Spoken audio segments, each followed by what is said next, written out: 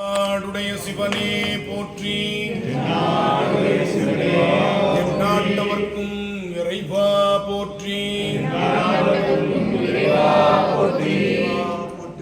இதுல நம்ம ஞானசம்பந்த பெருமான் திருமணத்தன்று பாடிய அந்தாளி குறிஞ்சி பண் 3வது பாடலும் 11வது பாடலும் நம்ம பாடி நிறைவு செஞ்சிடலாம்.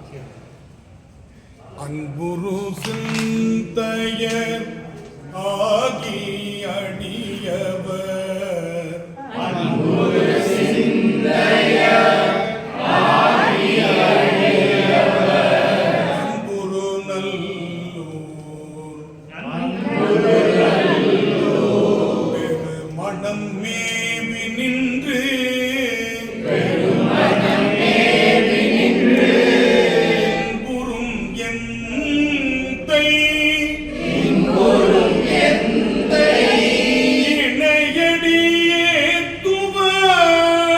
இணையடியேத்துவர், துன்புறுவாரல்ல, துன்புறுவாரல்ல, தொண்டு செய்வாரே, தொண்டு செய்வாரே, நறும்பொழில் காழியுள், நறும்பொழில் காழியுள், ஞான சம்பந்தன், ஞான சம்பந்தன், பெரும்பத நல்லூர், பெரும்பத நல்லூர், மணத்தானை, பெருமணத்தானை,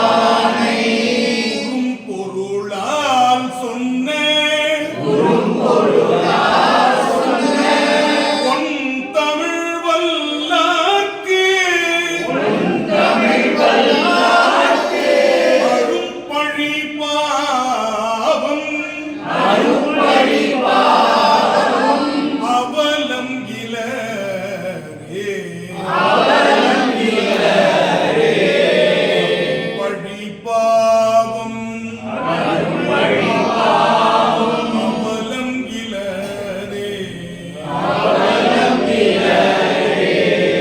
திருச்சிற்றம்பலம். இந்த பதிகத்துல மிக முக்கியமான விஷயத்தை மட்டும் நம்ம சொல்லி நிறைவு செய்யலாம். எல்லா திருப்பதிகத்திலையும் ஒரு பலன் அல்லது 2 பலன் அப்படி சொல்லியிருப்பார். இந்த நிறைவு திருப்பதிகத்துல 3 பலன் சொல்றார். இந்த திருப்பதிகத்தை பாடுபவர்களுடைய அரும் பழி, பாவம், அவலம், இந்த 3த்துக்கு வித்தியாசம் தெரிஞ்சுக்கணும்.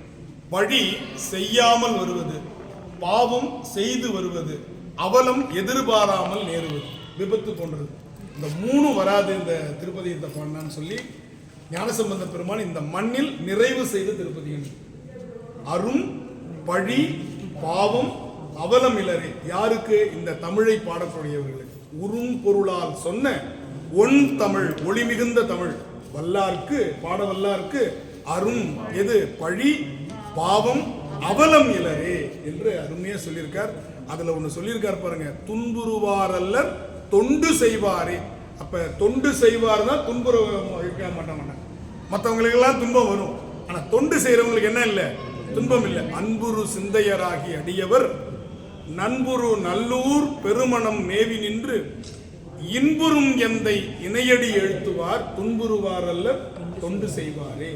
இது பெரும் பத நல்லூர்னர். எனக்கு முக்தியை தரக்கூடிய, பெரும்பதம்ன்றது முக்தி, எனக்கு பெரும் பதத்தை தரக்கூடிய நல்லூர் பெருமணம் என்று சொல்லி தன்னோடு வந்தவர்களுக்கும் யான் பெற்ற இன்பம் பெருகை வையகம்னு நம்ம மூலர் சொல்லுவார் இல்லையா? அதுபோல முக்தி தனக்கு மட்டுமல்ல, தன்னோடு இணைந்த சொக்கியாரையும் இணைத்துக் கொண்டார். திருமணத்திற்கு வந்த அத்தனை பேருக்கும் முக்தியை கொடுத்து ஞானசம்பந்த பெருமான் என்ன பண்ணார்? இந்த சிவலோக தியாகேஸ்வரோடு இணைந்திருக்கிறார். அவர் முக்தி பெற்றது இந்த பெருமானிடத்திலிருந்து வந்த பெரிய ஒளியில் அப்படியே அவர் கலந்தார். நால்வருடைய முக்தியும் அப்படிதான். திருப்புகலூரில் அந்த அக்னீஸ்வரர் லிங்கத்திலிருந்து வெளிப்பட்ட அந்த செம்பர் ஜோதி அதில் கலக்கிறார்.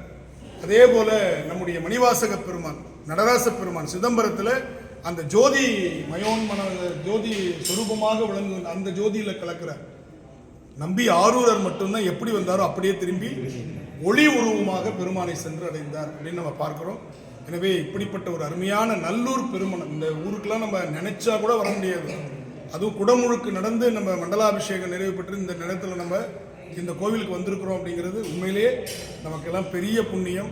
ஒரே நாளில் அவருடைய அவதார தலம், பெருமான் தாளம் கொடுத்து ஆட்கொண்ட தலம், முக்தி அடைந்த தலம், மூன்றையும் ஒரே நாளில் தரிசித்திருக்கிறோம். நமக்கு உண்மையிலேயே காலையில் ஏழூர் திருவிழா, அந்த தலங்களை பார்த்துட்டு இங்கே வந்திருக்கிறோம். முக்தி தலத்தையும் நமக்கு இன்னைக்கே காமிச்சிருக்கார் திருச்சிற்றம்பலம். அடுத்து நம்ம நேராக வைத்தீஸ்வரன் கோவில் போகிறோம். அங்கே 9 மணிக்குள்ளே நம்ம அங்கே போகிறோம். அங்கே வந்து நம்ம சுருக்கமாக வழிபாடு செஞ்சுட்டு கிளம்புவோம்.